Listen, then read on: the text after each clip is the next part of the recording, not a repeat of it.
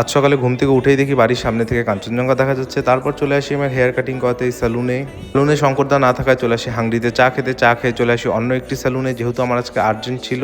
এই first time চলে এসেছিলাম এই সেলুনে হেয়ার কাটিং করাতে। তো কথা বলতে বলতে দেখো হেয়ার কাটিং হয়ে যায় আর চলে আসি আমি বাড়ি। আজ দুপুরবেলা ছিল পুরো কড়া রোদ, তারই মাঝে আমি রেডি হয়ে বেরিয়ে পড়ি। এরপরই চলে আসি কিন্তু পেট্রোল পাম্পে। এখানে এসে বিবেক দাদের সাথে দেখা হয়ে গেল, এরাও এসেছিল তেল ভরতে। পরে কিন্তু পেট্রোল পাম্প থেকে বেরিয়ে যাই। দেখো আমি রুমালটাকে মাস্ক বানিয়ে নিয়েছিলাম, যেহেতু হাওয়া ছিল আর ঠান্ডা লাগছিল। আর এই কিন্তু হলো সোনাপুরের ব্রিজ। সোনাপুর ব্রিজ পার করার পরে কিন্তু আমরা ঢুকে পড়ি বিধাননগরে। আর বিধাননগরে ঢুকে কিন্তু পাহাড়টি আরো ভালোভাবে দেখা যাচ্ছিল। এরপরে কিন্তু আমরা চলে এসেছিলাম নেপালি বস্তিতে। তো বিধাননগর আসবো, মোমো খাবো না এটা তো হয় না, তাই চলে গিয়েছিলাম তামাংস মোমোতে। কিন্তু এখানে গিয়ে আমার জন্য শুধু মোমোই অর্ডার করি, আর মোমোর সাথে দিয়ে দিয়েছিল গরম গরম স্যুপ। এর আগের ভিডিওতে কিন্তু আমি ফুল ডিটেলস শেয়ার করেছিলাম এই দোকানে। তোমরা কারা কারা এসেছিল অবশ্যই কমেন্ট করে জানাবে।